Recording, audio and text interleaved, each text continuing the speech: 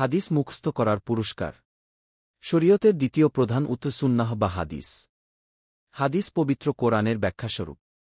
কোরআনের বিধিবিধানগুলোর রূপরেখাও তুল ধরা হয়েছে হাদিসের মাধ্যমে। তাই হাদিস ছাড়া পরিপূর্ণভাবে দিন পালন করা সম্ভব নয়।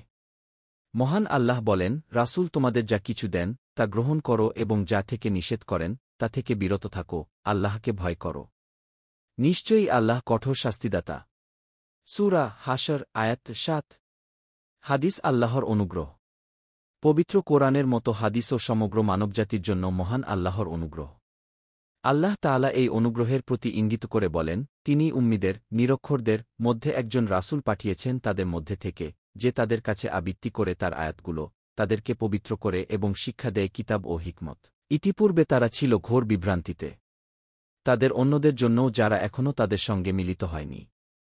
আল্লাহ পরাক্রমশালী, প্রজ্ঞাময়। সূরা জুমা আয়াত ২-৩। হাদিস কেন মুখস্থ করবে? সুন্নাহ বা হাদিস মুসলিম উম্মাহর প্রতি মহানবী সাল্লাল্লাহু আলাইহি ওয়াসাল্লাম এর পবিত্র আমানত। মুসলমান হাদিস মুখস্থ করবে তা সংরক্ষণের জন্য এবং পরবর্তী উম্মতের কাছে পৌঁছে দেওয়ার জন্য। এজন্য রাসূলুল্লাহ সাল্লাল্লাহু আলাইহি ওয়াসাল্লাম আব্দুল কায়েস গোত্রের প্রতিনিধিদলকে ঈমান ও ইসলামের শিক্ষা দানের পর বলেন, তোমরা এগুলো মনোযোগ সহ স্মরণ রেখো এবং তোমাদের পেছনে যারা আছে তাদের কাছে পৌঁছে দিও। সহিহ বুখারী হাদিস ৮৭। অন্য হাদিসে রাসূলুল্লাহ সাল্লাল্লাহু আলাইহি ওয়াসাল্লাম আরও স্পষ্ট করেছেন। আব্দুল্লাহ ইবনু আব্বাস রাদিয়াল্লাহু আনহু বলেন, রাসূলুল্লাহ সাল্লাল্লাহু আলাইহি ওয়াসাল্লাম বলেছেন, তোমরা ভালোভাবে জ্ঞানের কথা শুনে রেখো। কেননা লোকেরা তোমাদের কাছ থেকে তা শুনবে।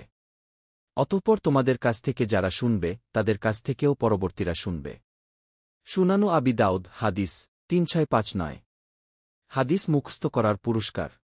মহানবী সাল্লাল্লাহু আলাইহি ওয়াসাল্লাম হাদিস মুখস্থ করার একাধিক পুরস্কার ঘোষণা করেছেন, যার কয়েকটি হল: ১. চেহারা উজ্জ্বল হবে। যে ব্যক্তি হাদিস মুখস্থ করবে এবং তা অন্যের কাছে পৌঁছে দেবে, আল্লাহ তার চেহারা উজ্জ্বল করবেন। জায়েদ বিন সাবিত রাদিয়াল্লাহু আনহু বলেন, আমি রাসূলুল্লাহ সাল্লাল্লাহু আলাইহি ওয়াসাল্লামকে বলতে শুনেছি, যে ব্যক্তি আমার কাছ থেকে হাদিস শুনে তা মুখস্থ রাখল এবং অন্যের নিকট তা পৌঁছে দিল, আল্লাহ তাকে চির উজ্জ্বল করে রাখবেন। জ্ঞানের অনেক বাহক তার চেয়ে অধিক সমজদার লোকের কাছে তা বহন করে নিয়ে যায়, যদিও জ্ঞানের বহু বাহক নিজেরা জ্ঞানী নয়। সুনানু আবি দাউদ হাদিস ৩৬৬০। ২. শাফায়াত লাভ। যে ব্যক্তি হাদিস মুখস্থ করবে, তা চর্চা করবে এবং সে অনুযায়ী আমল করবে, কিয়ামতের দিন রাসূলুল্লাহ সাল্লাল্লাহু আলাইহি ওয়াসাল্লাম তার জন্য সুপারিশ করবেন। তিনি বলেন, আমার উম্মতের ভেতর যে দিনী বিষয়ে ৪০টি হাদিস মুখস্থ করবে, কিয়ামতের দিন আল্লাহ তাকে ফকিহ হিসেবে ওঠাবেন। আমি কিয়ামতের দিন তার জন্য সুপারিশকারী ও সাক্ষী হব। শুআবুল ইসান ২৭৪২। ৩. আলেমের মর্যাদা লাভ। হাদিস মুখস্থকারী পরকালে আলেম ও ফকিহের মর্যাদা লাভ করবে। মহানবী সাল্লাল্লাহু আলাইহি ওয়াসাল্লাম বলেন, আমার উম্মতের যে ব্যক্তি দিনী বিষয়ে ৪০টি হাদিস মুখস্থ করবে, কিয়ামতের দিন আল্লাহ তাকে ফকিহ আলেম হিসেবে ওঠাবেন।